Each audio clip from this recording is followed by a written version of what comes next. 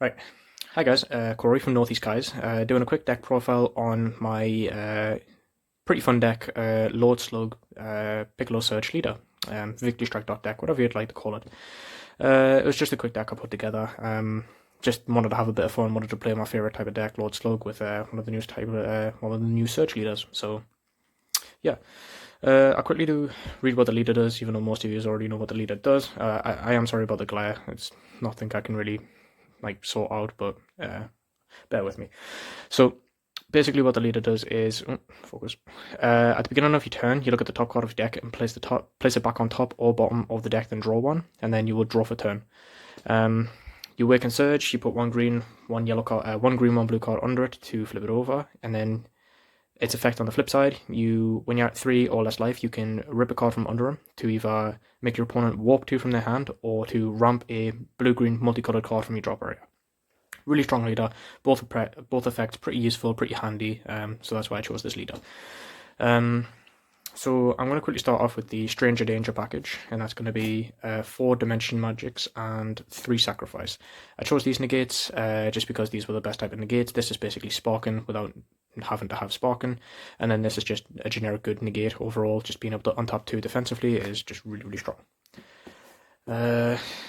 Then I run 3 Sanzubin and 2 Slumber Strike. So the struggle of this deck is it doesn't really have much board control unless you're swinging at them. So I just thought having Slumber Strike is just a generic decent way of being able to remove the board. Yeah, it's like if you think of anything else, anything better than these, or just in general what you think I could cut for something better, just let me know, please. Help me out. But Sensor just a really good card. It extends your combo plays and helps with defense quite a lot. So last of the extra cards is 3 Hidden Potential, multicolored card. Really strong. It's basically Preemptive Strike, but for 1 energy. So for those who don't actually know what this card does, is if your leader card is green, if the battle card being played has an energy cost of 4 or less, it's placed in the owner's drop area instead of being played, and then you choose up to one of your blue or green extra cards, blue or green energy, and switch it back to active mode. So it's really, really strong. Probably consider putting this at 4, just because it's really overperformed in testing, and I just really like the card a lot. It's just super good. Moving on to the battle cards, I'll start off with the multicolored first. So obviously we're playing blue-green, we need a check land for it, so Android 17. This card is just really good in general. Just the effect isn't actually too bad as well. It does kind of help with the idea of the deck of controlling the opponent's hand. It makes them have to overcommit the combo step in order to play cards, like in the U6 matchup. You have to commit a card first before being able to combo the Kales and Gleefas. And even if you're going against something like Bardock, Ape, Raiders Warcry or something like that, you have to commit an extra card in order to make sure that doesn't get removed via this. Mainly charge target, but sometimes the effect can come up. We are ramp based decks, obviously Android 16 Energy Amplification, which is really good. It's basically the replacement for Objection. It's just really, really strong. The downside is you can't play 30,000 to 35,000 battle cards for the game, but we don't really mind about that because the Slug engine doesn't go past the 25. So really good card. And the last of them dual colors is 2 Android 21s, because this is just an auto win against black decks, and just in general, it's just really, really strong. This, if you don't see Victory Strike, it really does help to push the game.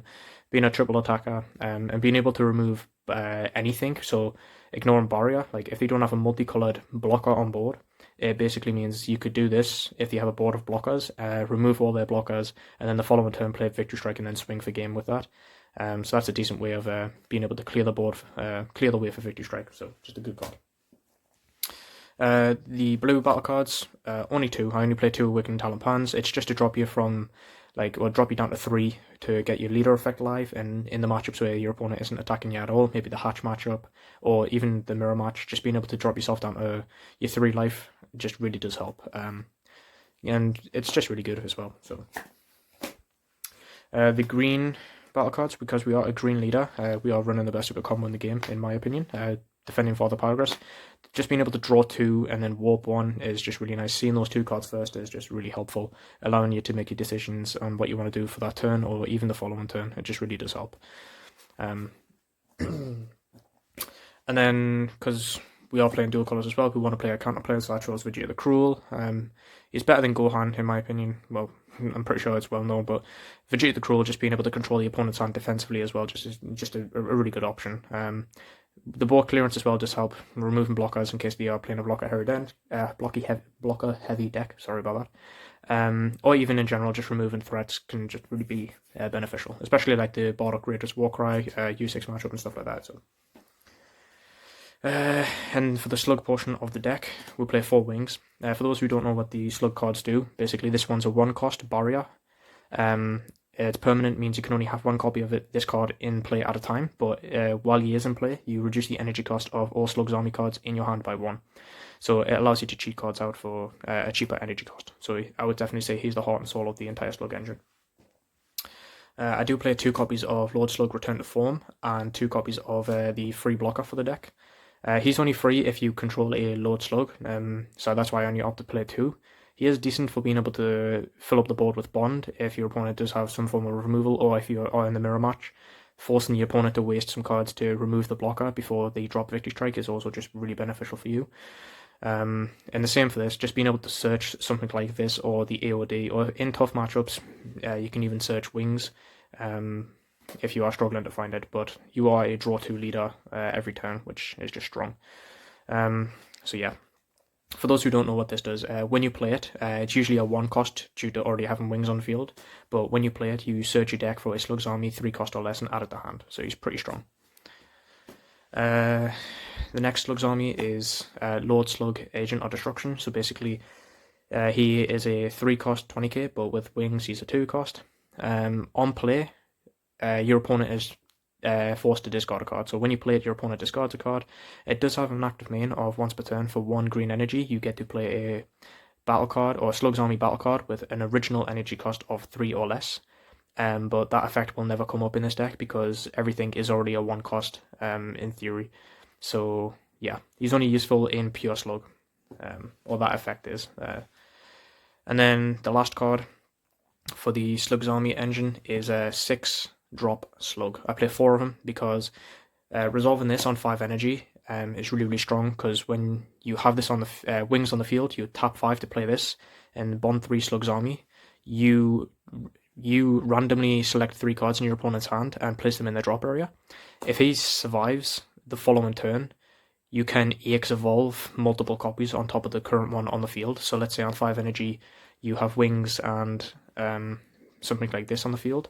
You'll play him, you have your bond 3, and then you'll warp 3, you'll make your opponent discard 3, and then you'll pass turn, and then when it comes back to your next turn, you will be on 6 energy, which means if you have 3 of these in hand, you can just evolve, ditch a card, make your opponent discard 3, evolve, ditch a card, make your opponent discard 3, evolve, discard, make your opponent discard 3, and then if you're on 3 or less life, you can make your opponent warp 2, so there's 11 cards on 6 energy. So then the following turn, you can use this to ramp from 7 up to 8, and then hardcast Victory Strike and swing from them. So yeah, he is a really, really strong card. The reason I chose to go with the Slug's Army is because I didn't have access to the Zamasu engine, and I just thought this was a better alternative, instead of spending like a lot of cash on that. So I just thought, yeah. Plus, Slugs are my favourite cards in the game. And then the last card, obviously, is Victory Strike, the strong boy. Everyone knows what this guy is. He has a price tag for a reason. He's really, really strong. And yeah, no more needs to be said about this guy. Super, super strong. So that was the deck profile, guys.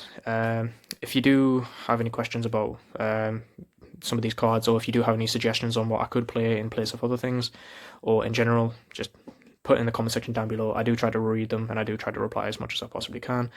We are going to try to be uploading a bit more content. We are trying to get as much done as possible. If you did enjoy it, please give us a like. Do consider subscribing. If you think someone needs to see this, do share. And yeah, thanks very much, guys. Peace.